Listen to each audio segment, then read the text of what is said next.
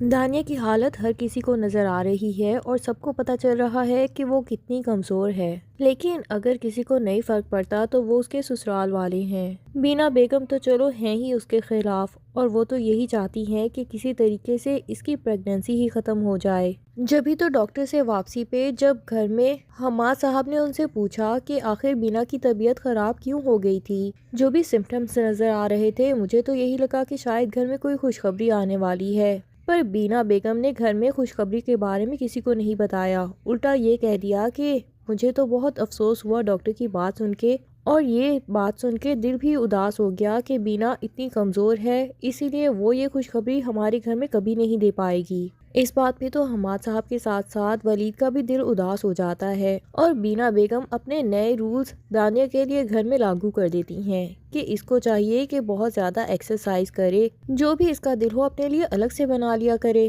تاکہ مزید کچن میں وہ کام کرے اور اس کے بعد اس کا دل مزید خراب ہو اور وہ کچھ بھی نہ کھا پائے، اور ایسے میں زبردستی اس سے ایکسرسائز جب کروائی جائے تو بالآخر تو اس کا مسکیریج ہو ہی جائے گا۔ یہی وش ہے شاید بینا بیگم کی، پر خیر خدا نے جس کی زندگی لکھی ہوتی ہے وہ تو اس دنیا میں آ کے ہی رہتا ہے۔ پھر بینا بیگم جیسی ساسیں اتنے ظلم کرنے کے باوجود بھی کوئی نقصان نہیں کر پاتی، الٹا ایسی حرکتیں کر کے صرف اور صرف اپنے اعمال ناموں میں گناہ کے ڈھیر لگواتی جاتی ہیں۔ دوسری طرف سعدیہ بیگم کا روب اور دبدبہ بھی اپنے گھر میں کافی حد تک کم ہوتا جا رہا ہے۔ رملہ بہت ہی طریقے سے ان کے ساتھ بحث کرتی ہے، کیونکہ اس کی کوئی بھی بات ناجائز نہیں ہوتی۔ وہ مراد سے کہتی ہے کہ آپ جلدی جلدی اپنا کام کر لیجئے اور اس کے بعد ہمیں دانیہ کے گھر بھی جانا ہے،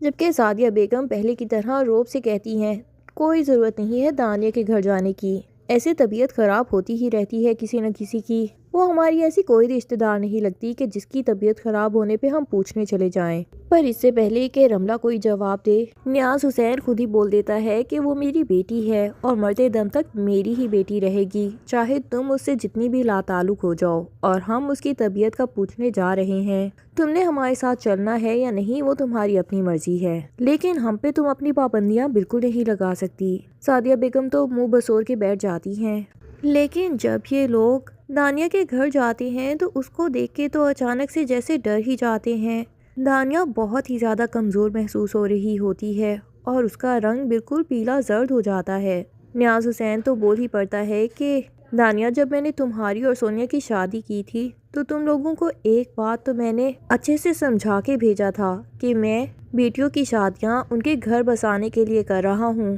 قبرستان بھرنے کے لیے نہیں۔ پر تمہیں دیکھ کے تو ایسے لگ رہا ہے جیسے کوئی مردہ ابھی ابھی قبر سے نکل کے آیا ہو۔ اگر تمہارے ساتھ کوئی بھی مسئلہ ہے تو تم مجھے بتا سکتی ہو، اپنی ماں سے ڈرنے کی بالکل ضرورت نہیں ہے، وہ گھر تمہارے باپ کا ہے اور تم زندگی میں کبھی بھی اس گھر میں آ سکتی ہو، اس گھر کے دروازے تمہارے لیے ہمیشہ کھلے رہیں گے۔ رملہ بھی ساتھ ہاں میں ہاں ملاتی ہے اور دانیہ سے کہتی ہے کہ دانیہ میں بھی تمہاری بہنوں کی طرح ہوں، تمہیں کوئی بھی مسئلہ ہو تم وہاں آ سکتی ہو۔ یہ کیا حالت بنا رکھی ہے اپنی۔ اب بینا بیگم جو کہ ویسے ہی جلی بھنی رہتی ہیں اور اپنے ہاتھ سے کوئی موقع جانے نہیں دیتی ہیں،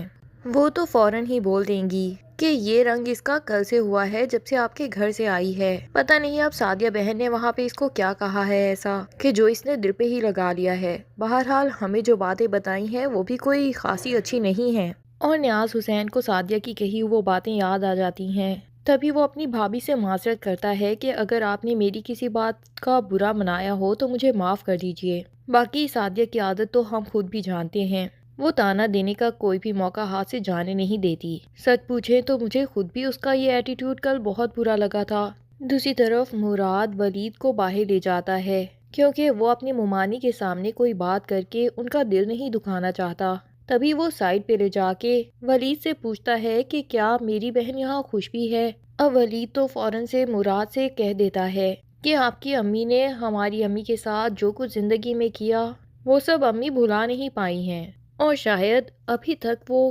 دانیہ کو صرف اور صرف سعدیہ بیگم کی بیٹی کی حیثیت سے ہی دیکھتی ہیں، اپنی بہو کی حیثیت سے انہوں نے ابھی تک نہیں مانا ہے۔ اسی لیے کچھ نہ کچھ کڑواہٹ ان کے لہجے میں آ جاتی ہے جو میں دور تو کر دوں گا، لیکن کتنا وقت لگے گا یہ میں بھی نہیں جانتا۔ مراد ولید سے کہتا ہے کہ ہماری امی نے جو کچھ کیا اس کا بدلہ وہ دانیہ سے لے رہی ہیں۔ دانیہ تو ایسی لڑکی ہے کہ اس کے ساتھ کچھ بھی ہوا اس نے کبھی اپنے لیے آواز نہیں اٹھانی۔ پھر جو کچھ اس کے ساتھ ہو رہا ہے تمہیں کیا لگتا ہے وہ یہ سب برداشت کر پائے گی؟ ولید جب مراد کی باتیں سنتا ہے تو اسے دانیہ سے مزید ہمدردی ہونے لگتی ہے اور وہ مراد کو تسلی دیتا ہے کہ دانیہ مجھے بہت پسند ہے،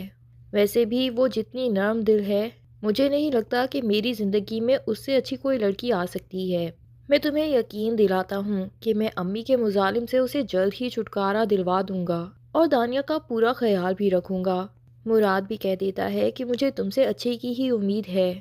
دوسری طرف فارا اپنی دوستوں کے سامنے جب سے شوخیاں مارنا شروع ہوئی ہے کہ میرے والد کے پاس تو بہت سے پیسے ہیں اور میں کروڑ پتی باپ کی اکلوتی بیٹی ہوں تو وہ سارے کے سارے پیسے میرے ہی ہوئے نا۔ دوستیں اتنی لٹیری ہیں کہ وہ تو ویسے بھی اس کو بیوقوف بنا کے اس سے ٹریٹس ہی لیتی رہتی تھیں، اب مزید ٹریٹ لینے کے بہانے مل جاتے ہیں ان کو۔ اوپر سے وکی کی کزن ہما جس نے ویسے بھی وکی کو صرف اس کے پیسے دیکھ کے اس کے پیچھے لگایا ہے تاکہ امیر والدین کی اکلوتی بیٹی سے شادی کرے اور اسے سارے پیسے چھین سکے، اب وہ اسے مزید طریقے بھی سمجھانے لگی ہے کہ کس طرح وہ اپنے باپ کی جائیداد میں سے چوری چھپے اپنا حصہ نکال سکتی ہے۔ وہ فارا کو اپنی چابیاں دکھاتی ہے کہ یہ دیکھو میں نے تو اپنے گھر والوں کے سب کے لاکرز کی ڈپلیکیٹ چابیاں بنوا رکھی ہیں، کیونکہ میں گھر میں سب سے چھوٹی تھی تو سب سے مانگ مانگ کے پیسے لینے پڑتے تھے، اسی لیے میں نے ڈپلیکیٹ چابیاں بنوائی اور اب میں خود ہی چپکے سے ان کے لاکرز میں سے 1000-2000 نکال لیتی ہوں جتنے کی مجھے ضرورت پڑتی ہے تاکہ مجھے کسی کے آگے ہاتھ نہ پھیلانے پڑیں۔ فارا کو تو یہ آئیڈیا بہت ہی اچھا لگتا ہے اور وہ اس سے پوچھتی ہے کہ آخر تم نے ڈپلیکیٹ چابیاں بنوائی کہاں سے؟ تو ہما اس کو کمپلیٹ طریقہ بتائے گی کہ تمہیں چابی بھی لے جانے کی ضرورت نہیں، بس کسی صابن کے اوپر اس کا سانچہ بنا لو اور اس کے بعد تم ڈپلیکیٹ چابی 2 سیکنڈوں میں بنا سکتی ہو۔ فارا جو کہ ویسے ہی چوری چھپے اپنے باپ کی چابیاں اٹھانا چاہتی تھی تاکہ دیکھ سکے کہ اس کی الماری میں کتنا خزانہ ہے، اب ہما سے تو اس کو ایسا طریقہ پتہ چل جاتا ہے کہ وہ یقیناً اپنی ڈپلیکیٹ چابی بنوائے گی اور پھر ملک بلال نے جو پیسے دوسروں سے لوٹے ہیں اور حرام کا یہ سارا پیسہ حرام میں ہی ضائع ہوگا، یعنی فارا اپنی محبت وکی کے ہاتھوں اچھی خاصی لوٹی جائے گی۔ ویسے بھی پیسے نہ ہونے کے باوجود اسے مہنگے مہنگے گفٹس تو دیتی رہتی تھی، اب وکی اسے یہی کہے گا کہ اگر تم میرے ساتھ واقعی ہی مخلص ہو تو مجھے گاڑی گفٹ کر دو، تو فارا بیوقوف یہ بھی کر کے دیکھ لے گی اور اس کے بعد باپ کی تجوری میں سے لاکھوں روپے اکٹھے نکال کے وکی کے حوالے کر دے گی۔ ملک بلال کی آنکھیں جب تک کھلیں گی تب تک اس کا خزانہ آدھے سے بھی کم ہو چکا ہوگا اور شاید اس کی عزت بھی گھر سے بھاگ چکی ہو اور وہ کسی کو بھی منہ دکھانے کے بھی قابل نہ رہے، جبکہ دوسری طرف سونیا اور ارباز جنہیں ذلیل کر کے اس نے گھر سے نکال دیا تھا اور ان کی ساری جائیداد بھی اپنے حوالے کر لی تھی، ان کی عزت تو ان کو واپس مل کے ہی رہے گی اور پورے زمانے کے سامنے یہ پتہ چل جائے گا کہ ارباز بالکل گناہ گار نہیں تھا بلکہ یہ فارا ہی ایسی نیچر کی لڑکی ہے، تو یقیناً اس نے اور ملک بلال نے ان کے اوپر جھوٹا الزام ہی لگایا ہوگا۔ کب جا کے ہوگا ملک بلال کو اپنی غلطیوں کا احساس اور سعدیہ بیگم اور بینا بیگم کو اپنی غلطیوں کا احساس؟ یہ سب جاننے کے لیے ڈرامے کی نیکسٹ ایپیسوڈ کا انتظار کیجیے۔ تب تک کے لیے اللہ حافظ۔ ویڈیو پسند آئے تو لائک اینڈ کمنٹ ضرور کر دیں اور چینل کو سبسکرائب بھی کر دیں۔ شکریہ۔